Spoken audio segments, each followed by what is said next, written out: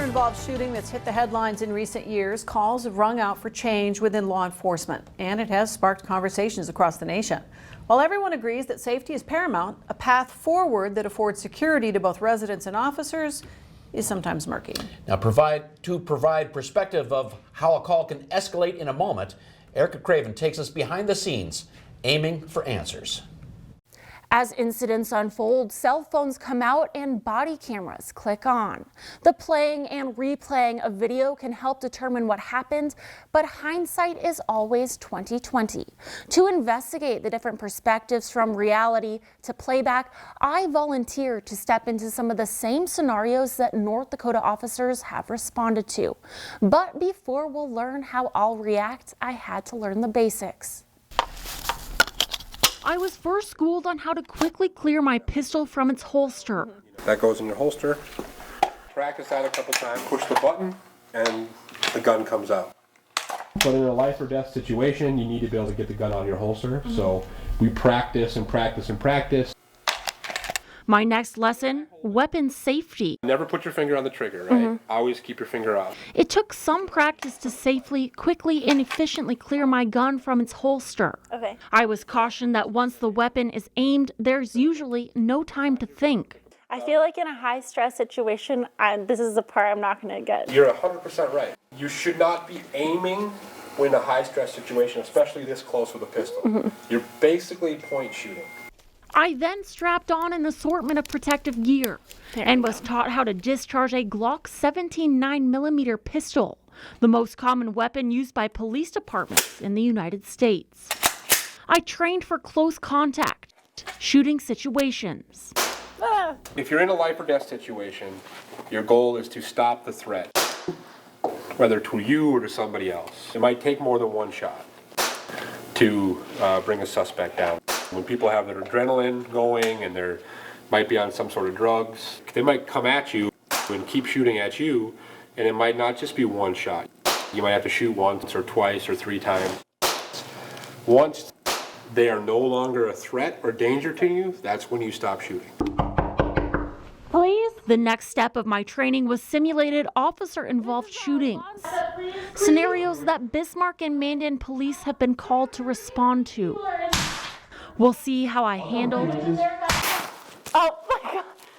All right, I'm dead. Or if I survived. Anybody here? The life and death exercises I was embedded in. Come out with your hands up. More than 1,000 people have been killed in officer-involved shootings in the past year. While the vast majority may be justified, there's always emphasis on training and responding to deadly and unpredictable situations. Last night, Erica Craven learned the basics of how police officers respond to a potential threat. Tonight, she goes into the first real-life scenario that will put her reactions to the test in her series, Aiming for Answers. When called to act, officers sometimes don't know what they're walking into. Some calls, like this one on July 8th in Fargo, can escalate in a moment. The replay isn't just memory. Actions are highly scrutinized. As I gear up for my first test, I feel the pressure. Mistakes in this line of work can be deadly for an officer or for someone else. They will hurt. And they will leave marks. Okay. When you guys train with scenarios like this, how realistic would you say it is? We try to make it as realistic as possible. That's why we use simulations, we use actors, we even use blood, fake blood. So because the realer you train, the more it helps in real life when that happens, so you don't panic. To handle these situations, police are required to do at least 60 hours of training every 3 years. Okay, your first scenario. I was, quote, dispatched to a domestic abuse call. My goal, de-escalation. Please? Miss, I will help you. Let's just get to the bottom of this here. I tried to quickly figure out what was going on with minimal information. You have no authority here. Oh my God. All right, I'm dead. I never drew my gun. I wanted to go in planning to separate the two people. But when you went out of my line of vision, it made me nervous. After the first scenario ended with the suspect shooting and most likely killing me, I was determined to not let that happen in the next scenario. The next call, a burglar alarm, was triggered at the gym. Anybody here? I tried to talk to someone who wouldn't answer any of my questions. Right there, let me know who you are and what you're doing here. Yeah, well, I got something for you. Oh no! I shot an innocent person. After scenario 1, I'd been too ready to shoot. But you can see how things happen so quickly, and you have to make those split-second decisions. Yeah. Yeah. Because I got nervous when you breached. Yes. Yeah. As most cops would. The first 2 scenarios had shown me that my poor reactions had already cost 2 lives. Hello? Will I learn from my mistakes in the next scenarios? In Bismarck, Erica Craven reporting for your News Leader. On August 29th, after an internal investigation by an independent agency, Attorney General Drew Wrigley announced the officers involved in the Fargo shooting were justified. Good evening. Thanks for joining us. Now, all this week, reporter Erica Craven has brought us along as she's learned what law enforcement officers do to train for life or death situations in her series, Aiming for Answers. Well, she learned the basics of handling a firearm, clearing a room, and dealt with simulated scenarios. Tonight, we find out if she's learned from her mistakes. All the equipment in the world and hours of training can't always prepare you for a situation you've never encountered. You have no authority. I learned that lesson after I was shot in my first training run, and again You're the ultimate authority. after I accidentally shot an innocent person during the second encounter. I had panicked. With a cell phone. Every time you go to a door, you have no idea what's on the other side.